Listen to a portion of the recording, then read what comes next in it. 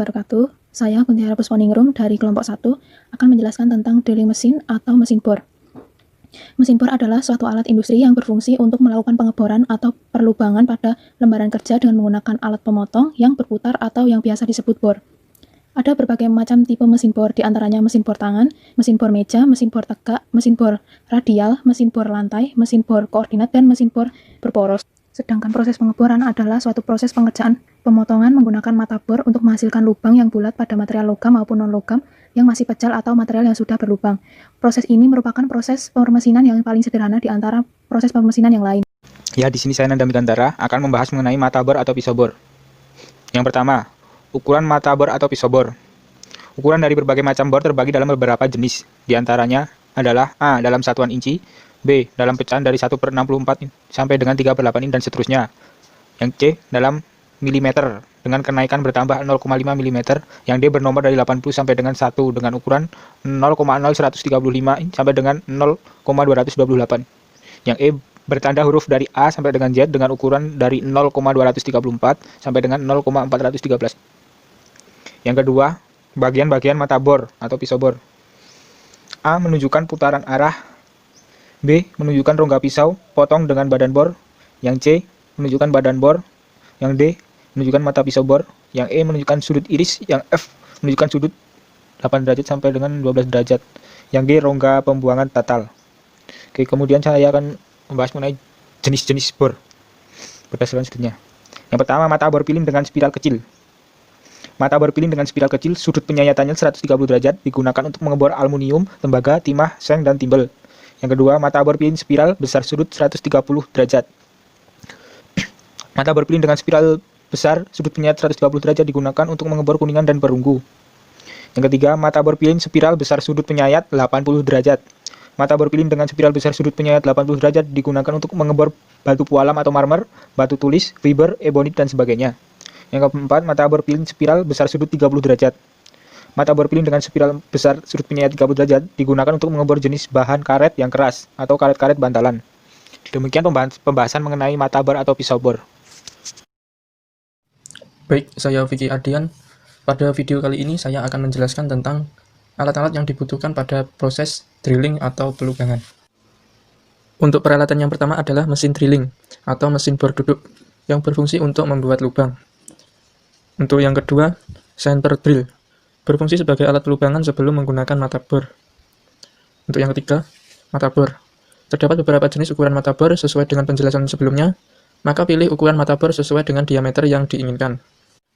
Untuk yang keempat, jangka sorong, berfungsi sebagai alat ukur pada proses drilling. Yang kelima, high kick, merupakan alat yang berfungsi untuk menentukan titik pelubangan pada benda kerja. Yang keenam, coolant, sebagai pendingin pada proses drilling. Yang ketujuh, kuas pembersih, berfungsi untuk membersihkan tatal hasil pengeboran. Untuk yang kedelapan, lampu penerangan, berfungsi untuk menerangi benda kerja apabila lingkungan kerja gelap. Kesehatan dan keselamatan kerja menjadi hal yang utama. Oleh karena itu, saat melakukan aktivitas bekerja, wajib menggunakan alat pelindung diri sesuai dengan standar yang berlaku. Kali ini saya Fahri akan menjelaskan beberapa alat keselamatan kerja yang digunakan dalam mengoperasikan mesin drilling. Yang pertama, safety helmet. Alat ini berfungsi untuk melindungi kepala dari benda yang berpotensi mengenai kepala secara langsung maupun tidak langsung. Yang kedua, kacamata pengaman. Pada pekerjaan pengeboran maupun pekerjaan permesinan, perlu menggunakan pelindung mata. Hal ini untuk melindungi mata dari serpihan besi yang mengalami proses pengerjaan permesinan. Yang ketiga, sepatu pelindung. Sepatu ini berfungsi untuk melindungi kaki dari benturan atau tertimpa benda berat.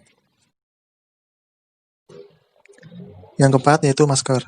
Masker berfungsi untuk melindungi organ pernafasan dengan cara menyaring cemaran bahan kimia, mikroorganisme, partikel debu, asap, ataupun gas, sehingga udara yang dihirup masuk ke dalam tubuh adalah udara yang bersih dan sehat. Dan yang terakhir, baju kerja.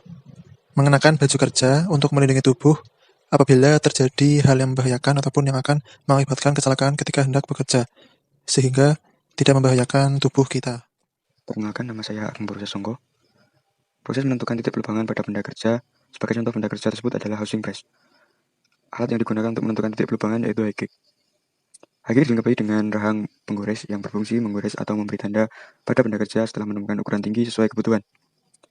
Tanda gores pada benda kerja biasanya dibutuhkan untuk memberi tanda pada benda kerja sesuai ukuran objek gambar yang akan dikerjakan. Proses penentuan titik pada pengeboran yaitu dengan cara membuat dua garis yang bersilangan dengan ukuran sesuai gambar. Kemudian menggunakan penitik untuk membuat titik pada permukaan benda kerja sebagai tanda bahwa titik tersebut merupakan objek yang akan dibor. Baik, saya Kota Nurasim, NIM 2018-012114. Di sini saya akan menjelaskan proses pelubangan pada benda kerja. Sebagai contoh, saya menggunakan benda kerja housing press agar lebih mudah untuk dipahami. Baik, langsung saja menuju proses pelubangan. Pertama, pasang mata bor senter di arbor.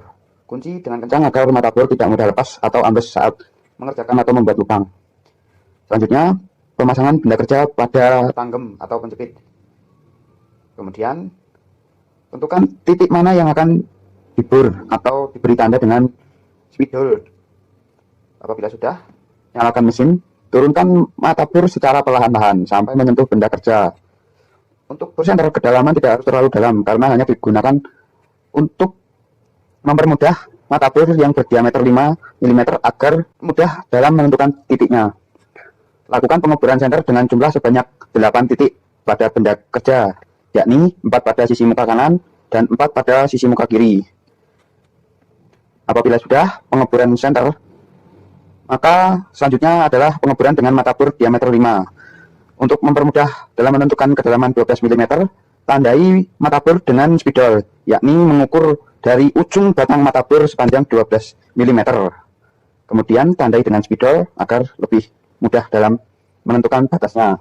Selanjutnya, pasang mata bor diameter 5 mm tadi, kemudian nyalakan mesin, lakukan pengeboran sampai batas yang ditandai dengan spidol tadi. Jangan lupa bersihkan benda kerja dengan kuas agar mempermudah melihat batas pada mata bor tadi. Jangan lupa semprot dengan coolant atau air coolant atau pendingin agar mata bor tidak aus karena panas dan gesekan dengan benda kerja. Lakukan hal tersebut berulang-ulang sampai benda kerja berlubang.